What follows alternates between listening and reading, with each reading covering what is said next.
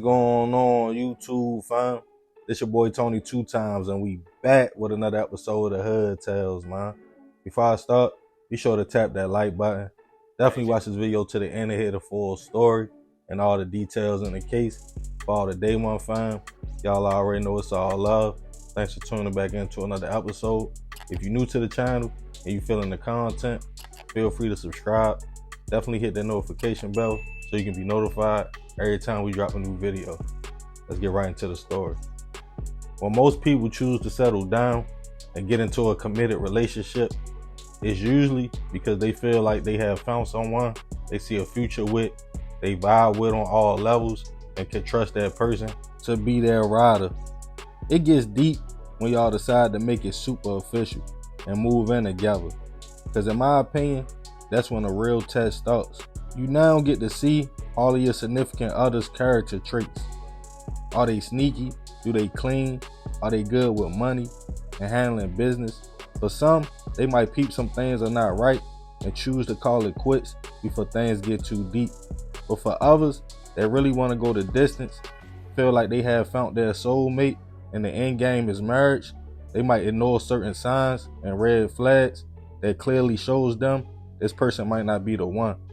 As it takes two to make a relationship work. Some people really believe in love and working on themselves and their union so them and their partner can have a good life and healthy relationship.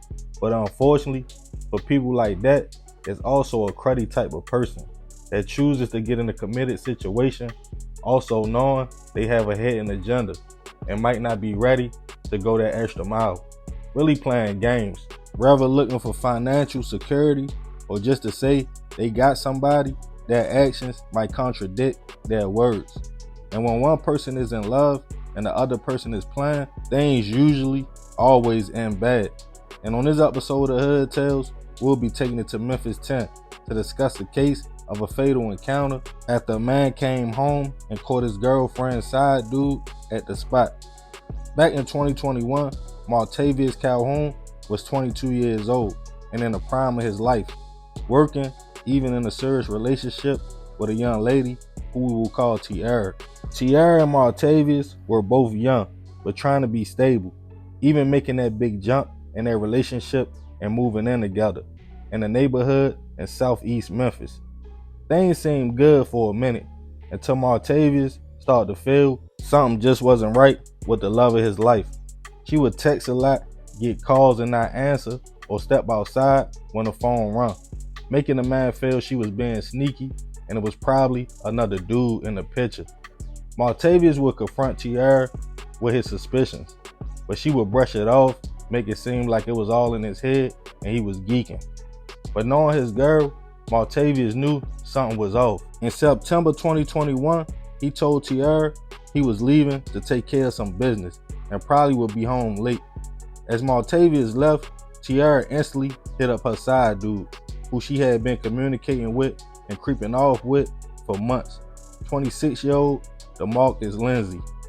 DeMarcus knew about Martavius, but felt like that was their problem. He was being a man in a situation and just wanted to get his rocks off. So he took the opportunity and headed over to the house. Once DeMarcus arrived, him and Tiara kicked it, had a few drinks, and got intimate. Not worrying about the time or Martavius. It seemed like everything was going smooth and they would get away with it. But Martavius, already feeling like she was being sneaky, was playing Tiara out of position, knowing she would probably call her side dude over while he was gone. He cut his business short and headed back home. Once Martavius pulled up to the house on Bestway Drive, Tiara panicked. DeMarcus was laying around in lounging clothes. She told him to hurry up and hide in a bedroom closet because her dude just pulled up. Having no choice, he agreed. Once Martavius opened the door, he quickly realized something wasn't right and it seemed off. As he peeped the look on Tiara's face, he realized he was right in his feelings the whole time. He walked through the house, asking, like, "Shorty, who in my house?" After a quick walk through, she stated no one. He walked right up to the closet to find DeMarcus. The two men would start arguing before a fight broke out. Martavius had a gun on him and it fell during the altercation. Before him or Tiara could pick it up, DeMarcus grabbed it and pointed it at her and told her, like, go get my stuff now before things get real. Martavius backed away for a minute, but still feeling played, the two men would encounter each other again and start throwing hands. But this time, multiple shots went off. Tiara called Memphis police. When they arrived to the home, she stated she called over her side dude while her boyfriend was gone, and he came home. Once police entered the house, they found Martavius suffering from multiple gunshot wounds, hit with his own gun. He was unfortunately pronounced gone on the scene. As Tiara told them who her side dude was and that he pointed a gun at her as well, Memphis PD already were familiar with DeMarcus for drug cases. Also, at the time of the shooting, he had multiple warrants for his arrest. Back at the home, over 11 shell casings were found on the scene. She kept telling police she tried to separate the men, but they kept running up on each other. But she claimed she was in another room getting DeMarcus his clothes and didn't see when he shot. Police surrounded the area and not long after located DeMarcus, who ran from the home after the situation. He was located on Shelby Drive with the gun not too far away, a 9mm.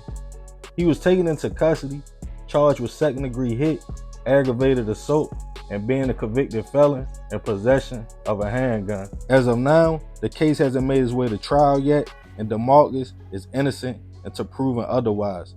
Rest in peace to Martavius. I send my deepest prayers and condolences to his family. This situation is cruddy on a lot of different levels. The young lady who caused these two men to bump heads is dead wrong. Why would you call your side dude to a home you share with your boyfriend? Shorty felt comfortable and definitely did that before. As the case was described as DeMarcus being her lover and a love triangle that went wrong. Martavius wasn't wrong, but for my fellas, if you know your girl on that type time, just go ahead and cut her off before it gets to this point. He lost his life to his girlfriend's side dude in his house with his own gun. That sounds wild. For whatever reasons, people choose to hold on when they know a person is not right. I guess people need proof. But at 22 years old, in your prime, Martavius could have easily moved on. As for DeMarcus, to go to another man's home because a female said it was cool, you asking to get popped or to catch some football numbers. Men will definitely be men and get their rocks off on a single girl or your girl if she with it. But unfortunately, Tiara was the real puppet master in the situation. I'm about 90% sure she's somewhere ducked off with the next dude playing the same kind of games, while her actions cost one man his life and another facing decades in prison. So remember, we gotta succeed not to fail, so we won't be just another hood tale. Man, crazy story. Rest in peace to that young man. But yeah, I ain't gonna talk too much more about this one. Let me know what y'all think about the situation in the comments. Definitely be respectful. I appreciate you if you made it to the end. Y'all already know it's all love, fam. That's another episode of Hood Tales. It's your boy Tony 2 times.